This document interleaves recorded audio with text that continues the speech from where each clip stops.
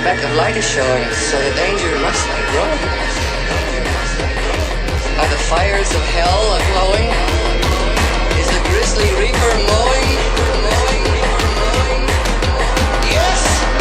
The danger must be growing, for the rowers keep on rowing. And they're certainly not showing any signs that they are flowing.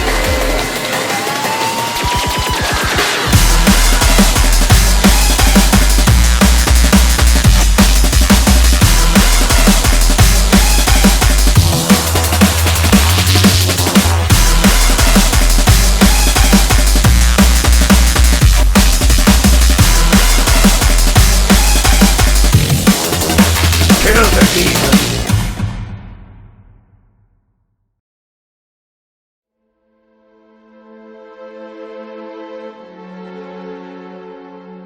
I love and hate this game for various reasons. I love it for the simple fact that it's another Halo game. I love that it introduced more things for me to appreciate about Halo. New weapons, a more developed story. I love the music that Marty did on this game. In my opinion, the best he's ever made. It's not sad jazz in the rain, but it's ethereal to say the least. But those are things you'd expect out of a sequel to a beloved franchise. But I hate it for all the things it got wrong, be it intentional or due to how hellish Halo 2's development was. There was a lot of pressure from Microsoft for Bungie to make another Halo game, since it was what saved the Xbox from failing as hard as the Zune did. Remember the Zune? That's my point. Halo is the reason we still have Xbox today, and the Kinect is why we see Xbox as a joke when it comes to making decisions on what console to invest in. Don Matrick, Xbox CEO at the time, could very well have been a saboteur working for Sony in secret, and there isn't any evidence to suggest otherwise because of how much he damaged the reputation of the Xbox. Purely because of this idea that if Xbox were to copy what Nintendo was doing with the Wii, that it would boost sales for the console, because more dementia patients in nursing homes would be mildly interested in playing a budget version of Wii Sports. Except this is controller-free games and entertainment. We have a product for people who aren't able to get some form of connectivity. It's called Xbox 360. I could also get into how Microsoft purchased respectable game developers for billions of dollars and forced them to make garbage games, or how 343 Industries ruined the Halo franchise. But even that being the case, it was still the only reason people bought an Xbox, myself included, until they brought it to Steam, and now Xbox is dead to me. So it makes sense that Microsoft back then would push Bungie to make a sequel, even if Bungie never planned to make one, despite the ending of the first Halo implying otherwise. Bungie began working on Halo 2 without a clear understanding of what it was actually going to be like, when, or even how, they would finish it, and there is no greater example of this point than the E3 demo they showcased in 2003. These folks didn't wait in line to hear your lips flippity flap. Knuckle up and get ready to dance, you pasty bastard. Yes, sir, Sergeant. What you good people are about to see is an operation in progress. This is a real-time feed. No smoke and mirrors, pre-recorded bullshit. Have made landfall and occupied one of our cities.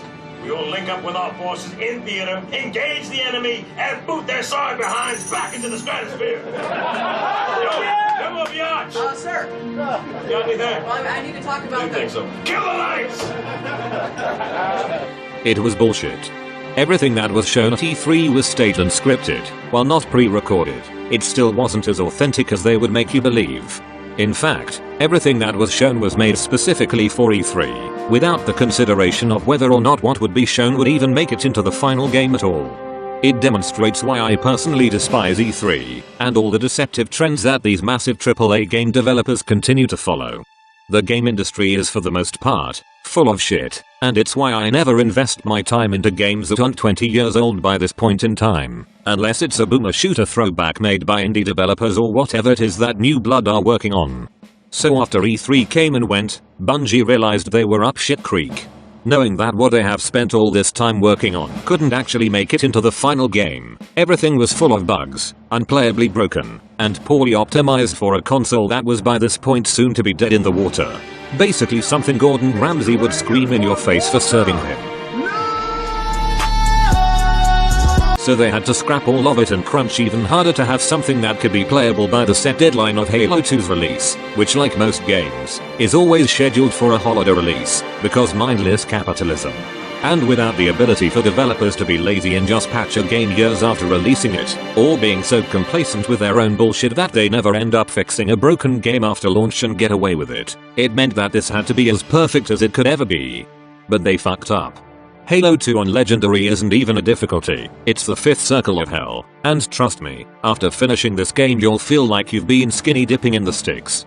This is what happens when you crunch, and you're denied the time and resources you desperately need to complete a project to your utmost satisfaction. This is what happens when you let corporate fuck you in the ass without a rubber. But now that I've explained all that and offered much needed context for what's to follow, now, we feel a pain not even the Cenobites could inflict.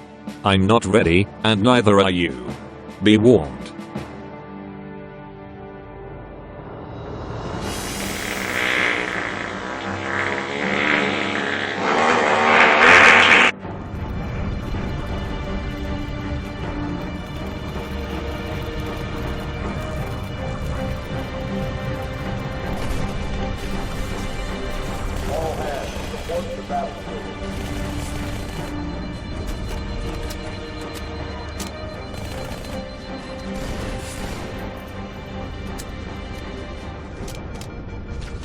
Not a drill. I repeat, this is not a drill. Steel pressure doors. I'm hurt!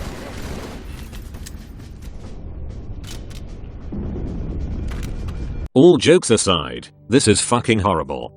Just like the first game, you're required to use a plasma pistol and a precision weapon, in this case the battle rifle, but the elites in this are now even more brutal and will not stop shooting at you even when behind cover. The second you pop out of that cover you're dead, every fucking time. There's no way to effectively kill Covenant without using the noob combo. Naturally it was the same in the case of Halo 1, but here it's far less forgiving in what it will allow you to approach in battle. The SMG is the stand-in for the assault rifle now, and the gimmick being that you can use two of them at once. Other weapons that can be dual-wielded are the plasma pistol and rifle, needlers, and magnums. These can also be interchanged in each hand. Fun to use initially and maybe even useful on lower difficulties, much like all of the weapons, but utterly useless here. As if the game wasn't punishing you enough for playing it on Legendary, it rewards you with Halo 2 shotgun, which is now fucking useless. Now it has less effective range than before, and can now barely do a thing to elite shields. Getting up close to an elite is certain death, so now, having the shotgun be as weak as it is, it just makes you feel even more weak and pathetic than you already do trying to complete the first mission of this game. That's not to say there isn't a positive, even if I can only think of one. The energy sword.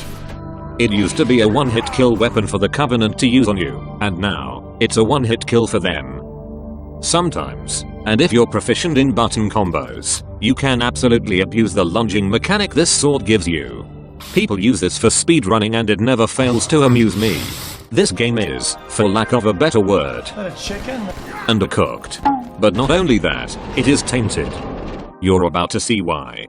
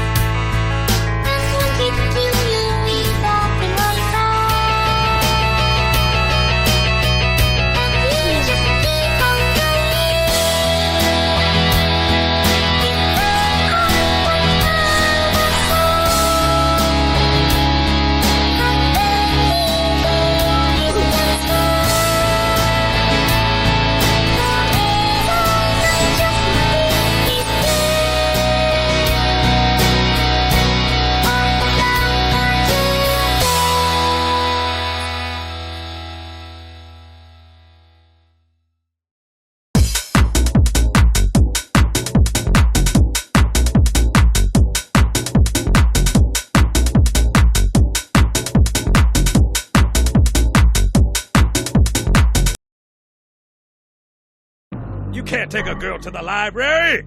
The bathrooms stink.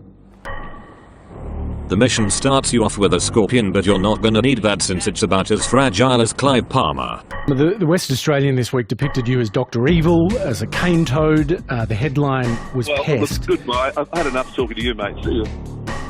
Mr. Palmer, Clive Palmer, there on the line from the Gold Coast. There's a warthog right next to it which you can use to skip everything on the bridge. And as you saw beforehand, you're obviously not supposed to be finding exploits like this to cheat your way through the game to take the easy way out of something that should be fun and challenging, because it's too infuriating to do as intended. But it's not a good sign when doing this seems more appropriate than having to actually play the game as intended. And eventually, if this becomes a constant thing that you're required to do, it breaks the enjoyment of the game fundamentally. And from that point forward it won't ever be the same. And if you ever decide to replay this game on normal or heroic, you'll end up feeling like it was too easy. But is it really that fun to play this game on legendary again? I've done it more times than I can count now, but still I agonize ever doing so for what it robs of me. That being my time, my patience, and a chance of experiencing something fun whenever I do go back to revisit it. You then get to the tunnels, and guess what's waiting for you down there? Yep, more snipers. After making your way through the tunnels, you're then greeted with more fucking snipers, and now they endlessly respawn in this section of the map. Just get into the warthog and get the fuck out of there as fast as possible. There is literally no other way around this. Then you're up against two wraiths, ghosts, and you guessed it, more fucking jackal snipers. It doesn't fucking end. Then you get past all that to finally get to take down that scarab. Seriously, what the fuck?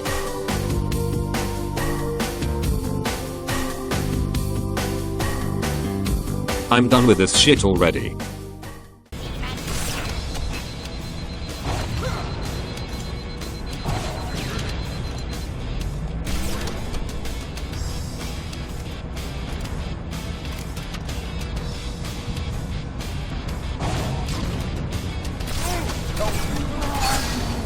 Careful, Chief. That elite was an ultra, and those pilots are no pushovers either.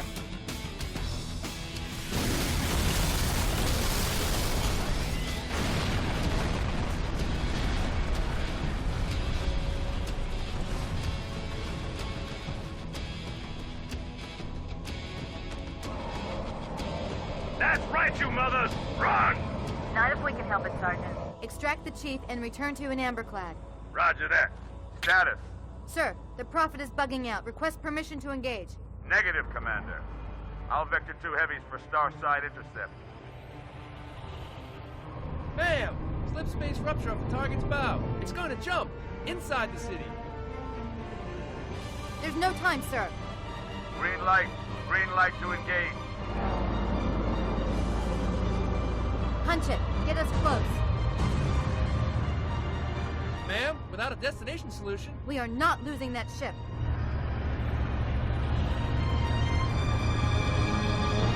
Skip it up and that up.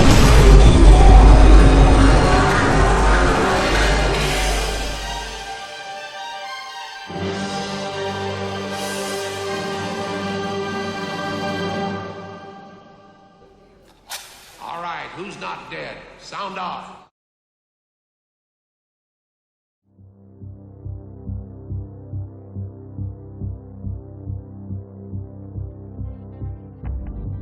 Plot twist, that elite we've been seeing in the cutscenes with the voice of Keith David is actually a playable character, and now we're the Covenant.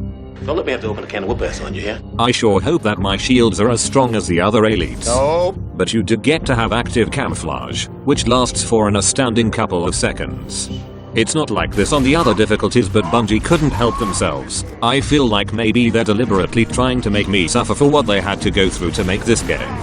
It's just mean.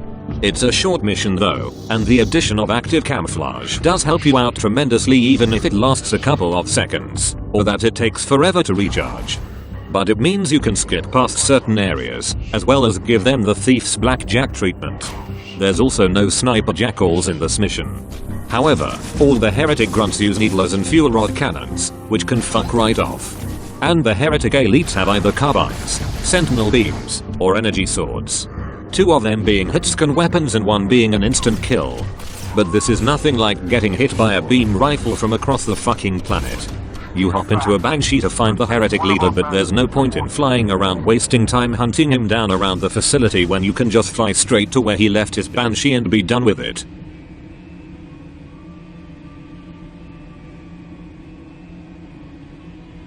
We track the heretic leader to this part of the station.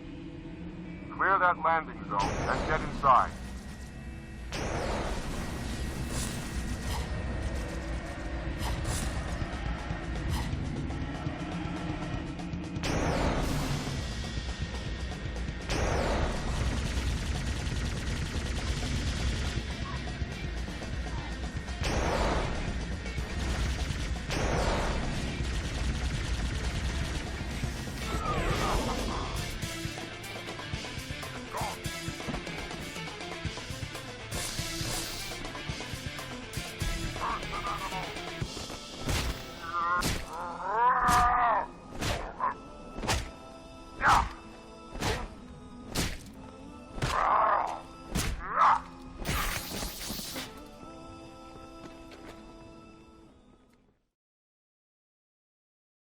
That stench, I've smelled it before.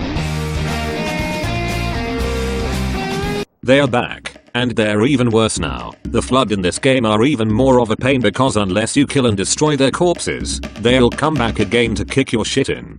And in some cruel irony, you're put on the slowest descending elevator of all time. Probably because of how pissed off I was that I would go constantly up an elevator in the library to progress, and yet I felt like I accomplished absolutely nothing besides suffer. But after all that, you catch up to the heretic leader, and in another smart and brilliant move you decide to cut the cable holding the facility in place to turn off the energy barrier that was locking the door, when all you had to do was just fly to the other side of the facility and find him there. But whatever, needed an excuse for a cool moment like this.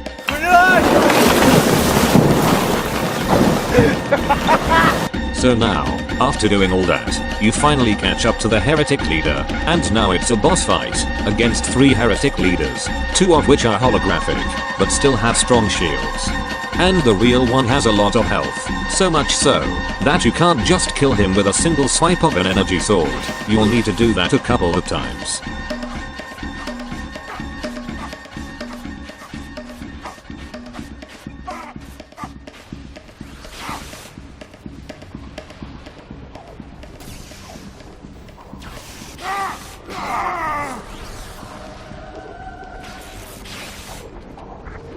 But now it's over, and thank God. Things can only get better from here. Right?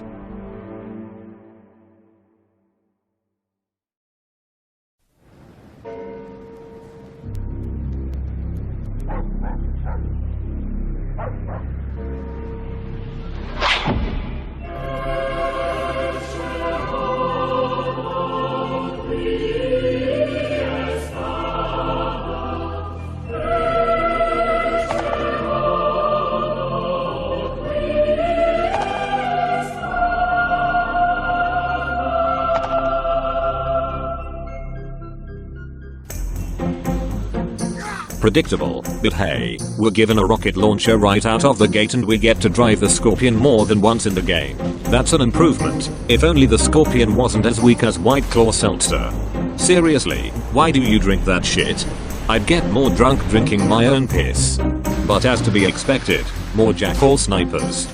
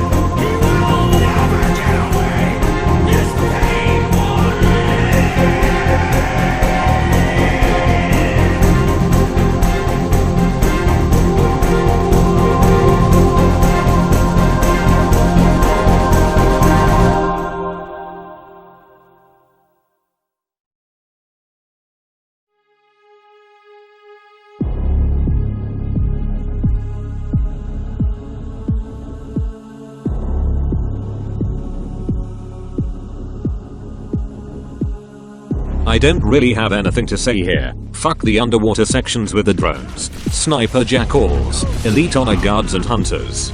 Those can all fuck right off.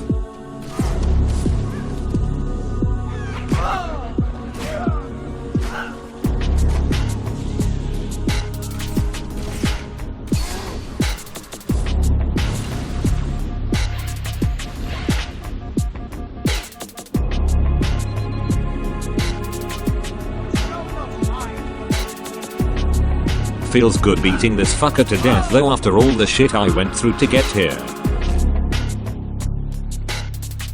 That means the Phantoms are turning around. The fleet is preparing to fire on our position. We need to get out of here.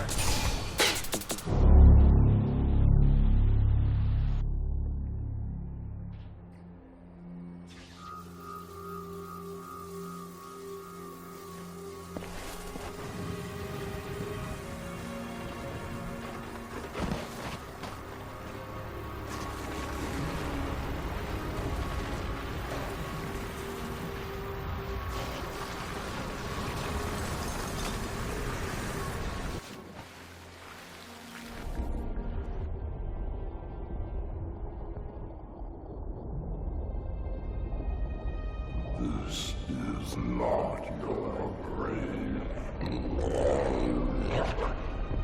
but you are welcome in it.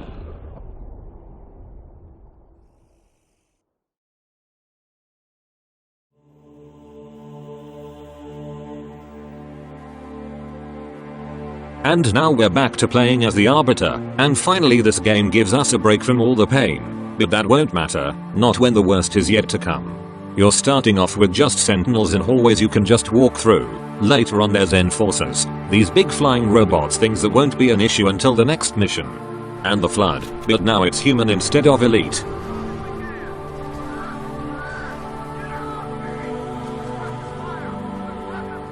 For some reason they're a lot faster than the elites, but they have the added bonus of not having energy shields. Oh yeah, the elite Flood forms have energy shields, because fuck you.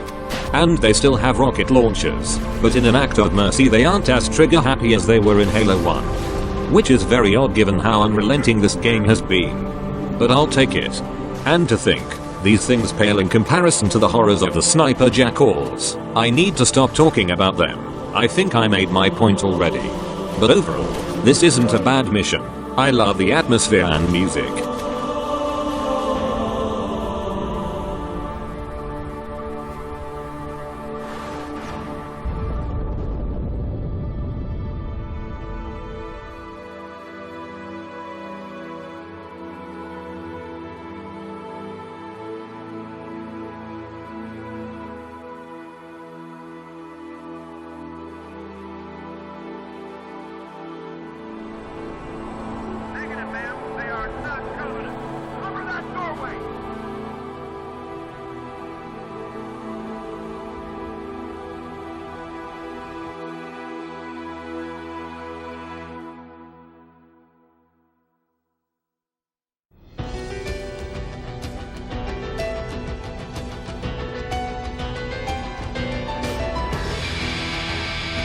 This is sort of a weird one. Depending on how you approach it, this could be the easiest mission or one of the hardest, simply because you can skip just about all of it so long as you remember that if you use active camouflage and then enter a vehicle you'll remain camouflaged. But keep in mind the enforcers, they can pick up your vehicle and kill you inside it, and rocket launcher Flood. Now here's the thing, the rocket launcher has this mechanic now which locks onto vehicles, and no matter where you fire your rocket it will find its way to wreck shit. The Flood also have this feature available to them. You can imagine how bad this is. The Flood can also use vehicles too, even Scorpions, and they can hijack your vehicle. I didn't capture any of this happen because I completed this entire mission without dying or getting fucked over. If I were any better it would probably be a world record speed run. Then you have the gondola section, which you can simply avoid by doing this. And just like that you've beaten the mission. Now you stand there for 5 minutes.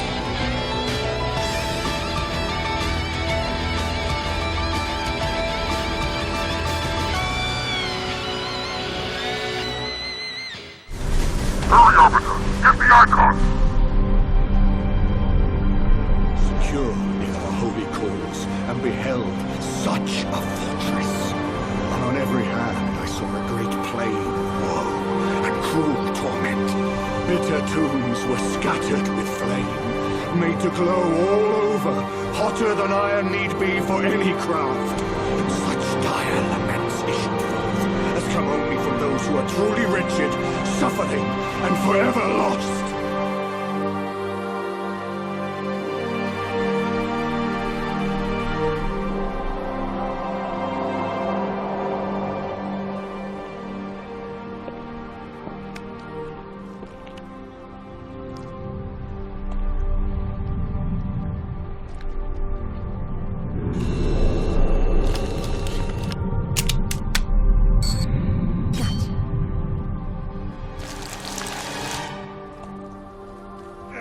You know, your father never asked me for help either. The index is secure. Mackenzie, Perez, how's our exit? You hear me, Marines? We got trouble.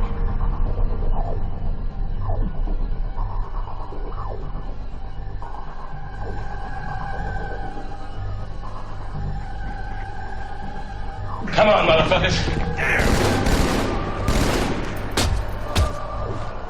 How you doing? Let that little mystery keep you up at night. Sergeant, stay down! What the hell are you on? Johnson, you all right? Johnson! This is a little bell I ring when someone's being a total ass.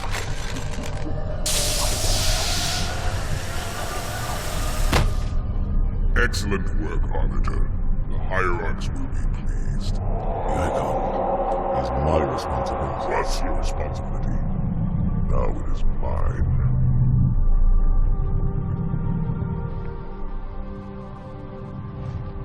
A bloody fate awaits you and the rest of your incompetent race. I, Tartarus, chieftain of the brutes, will send you to it. When the prophets learn of this, they will take your head when they learn. Fool. They ordered me to do it.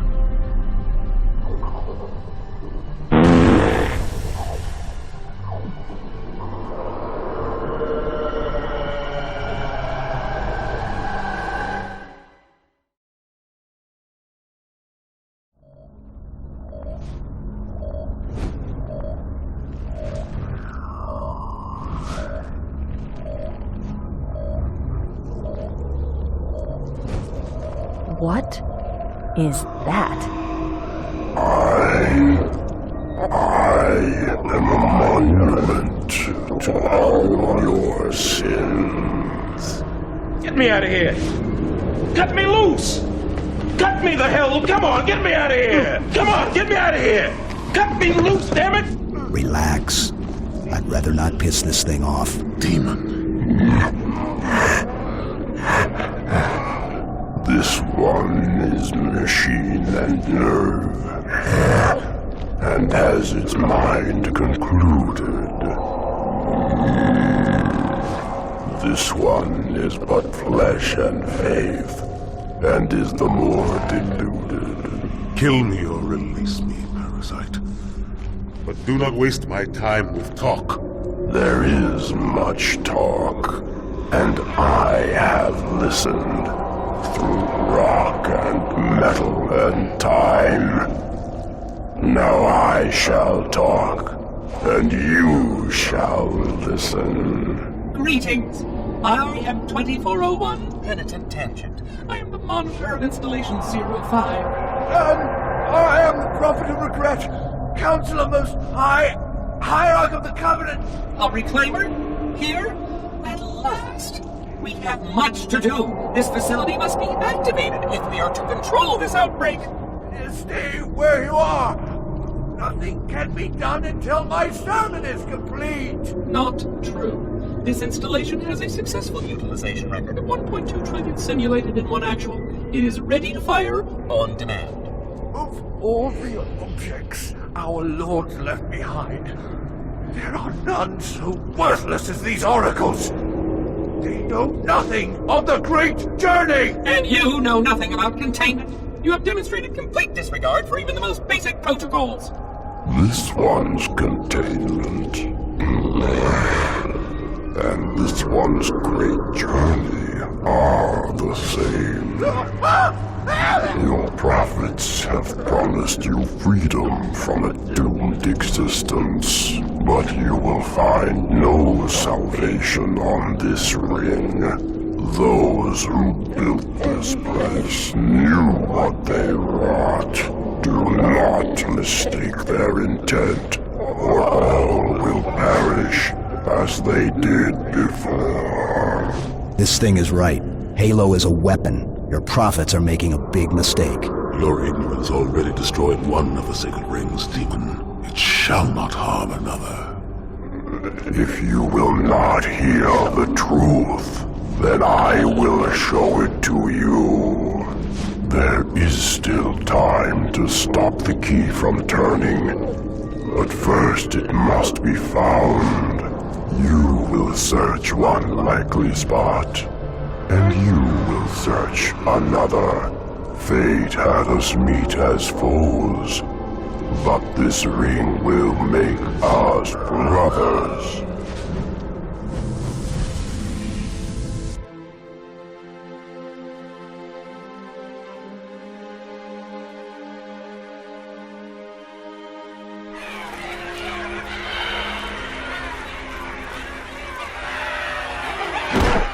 We are, all of us, gravely concerned.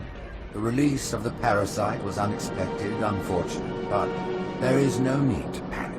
In truth, this is a time to rejoice. A moment that all the Covenant should savor. For the sacred icon has been found.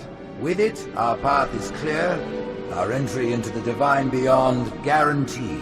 The great journey is nigh, and nothing, not even the flood, can stop it.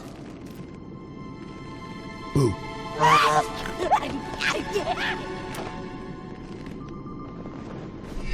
Kill the demon!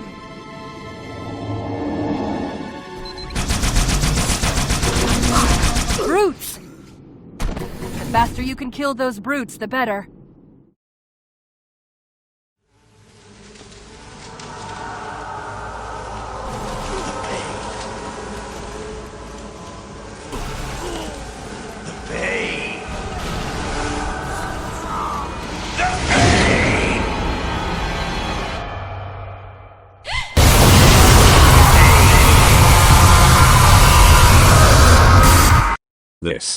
This is how broken legendary difficulty is. The second you start this mission you're dead, and you will keep dying. Again, and again, and again, and again. This is what happens when death dies. This is some Johnny got his gun level of suffering. And this is not only the worst mission of Halo 2, but the worst mission in the entire franchise. Nothing can top this. Nothing can be more difficult. You wanna know how difficult this fucking mission is? I play Dark Souls 1 as a form of meditation and as a lesson in patience, but more importantly, resilience against insurmountable odds. But this is what breaks my will to continue. If that doesn't convince you enough, then you can try playing this for yourself and you will feel every second of it. To add insult to injury, if you die too many times at a certain checkpoint, the game might think you're stuck in a death loop and revert to the previous checkpoint, making you lose all your progress. And the progression from one checkpoint to the next makes Dark Souls bonfires feel like fucking quick saves. That's enough comparisons to Dark Souls. I'm sick of this meme and you are too, but I can't express how horrible this is to play to you well enough without it. This is pain.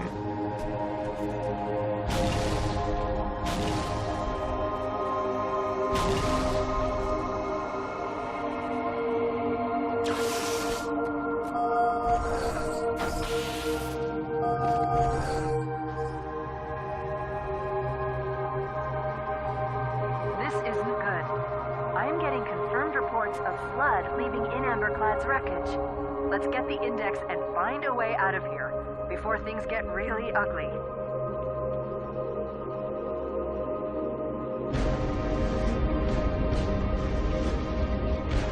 Splinter, one in each phantom.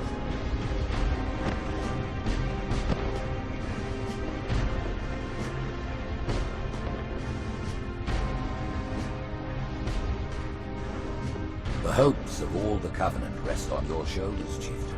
My faith is strong. I will not fail.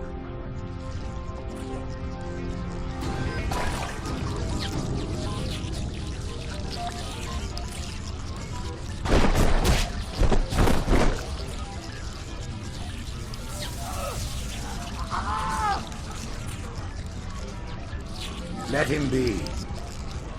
The great journey waits for no one, brother. Not even you.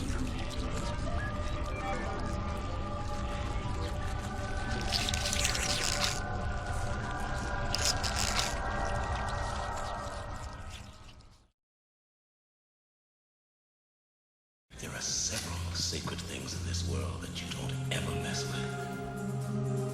One of them happens to be another man's prize. And you remember that, and you will live a long and healthy life.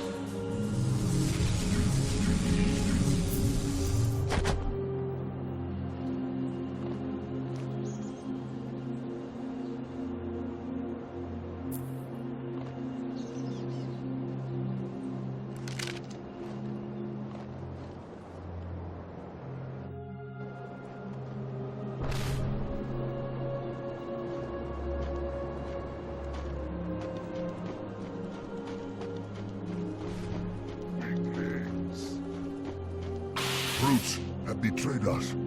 The counselors.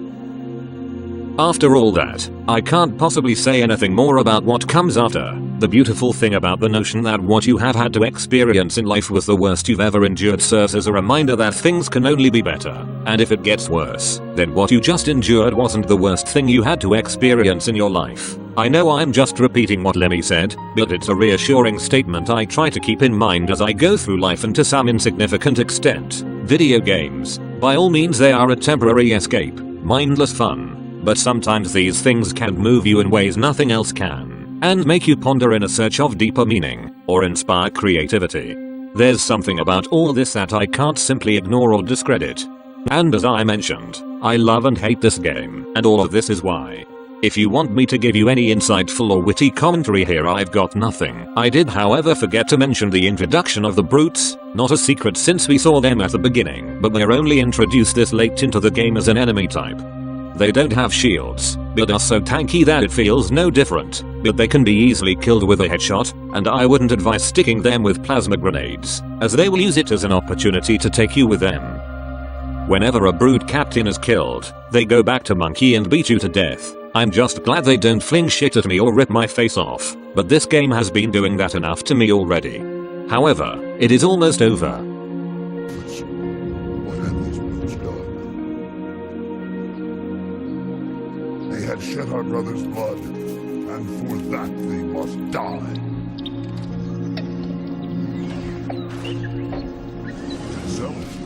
So much for a stealthy advance. Ah, over so soon?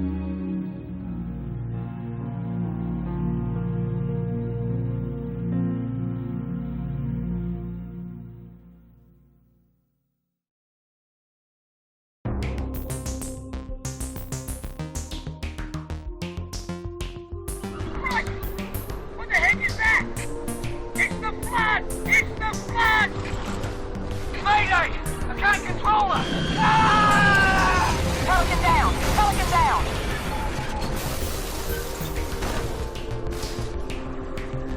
I knew the Covenant was good at repurposing Forerunner technology. This is amazing. They've been using the Forerunner technology as an upgrade for the city. So much laundry and uncovering itself with the power grid. Yep, there used to be a Warthog run in this, but it was never included into the final game, but somehow, someone was able to restore it and it's awesome, and most people will probably not even be aware of its existence at all. But knowing that it exists, it makes the chapter title make a lot more sense, as well as why the mission ends so abruptly by you just standing at the edge of the map. Overall, this mission as it is in the final release is flawed and leaves a lot to be desired, even without having known about the existence of the Warthog run, which if included would have made things all the more worth it and make the most sense. This is the Chief's final moment and it was wasted potential. I at the very least liked the idea of the flood quickly transforming High Charity into a fleshy hellscape, but that's all I can say that is a positive. Wait. Back the fuck up. Did I just fucking see that? That's not a beam rifle shot, that's from a sniper rifle. No fucking way. No fucking way did they just give the flood sniper rifles. Oh my god. Holy fucking shit.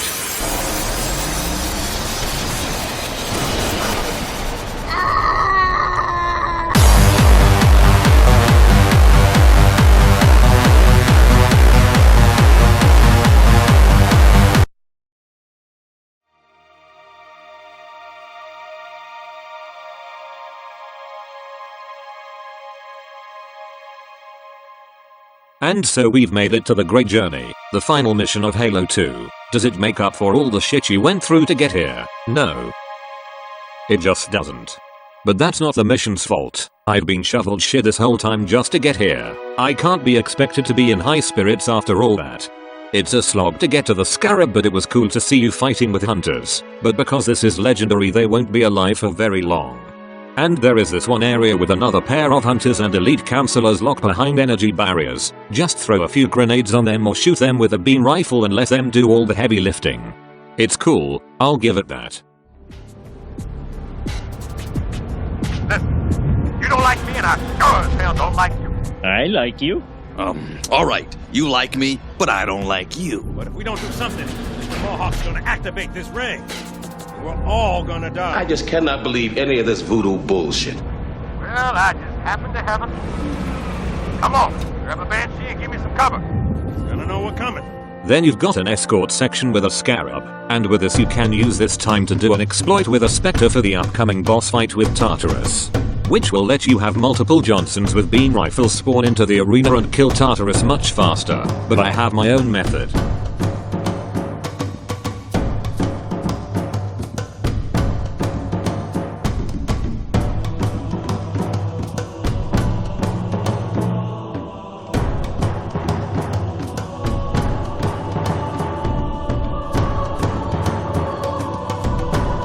It's not the best or the most practical way, but it's what I enjoy most.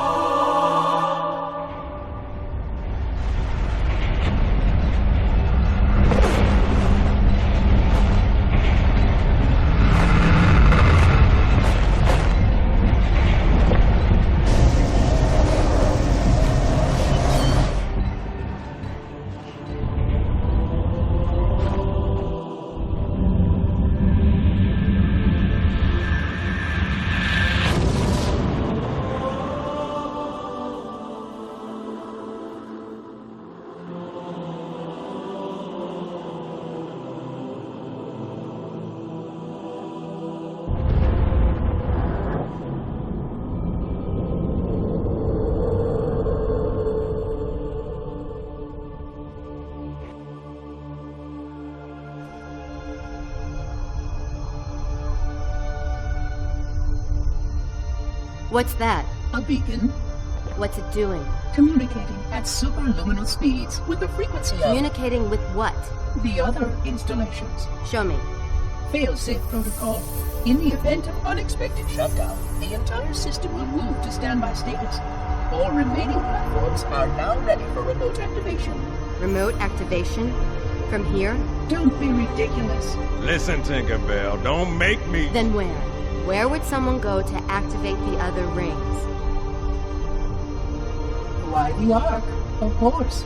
And where, Oracle, is that?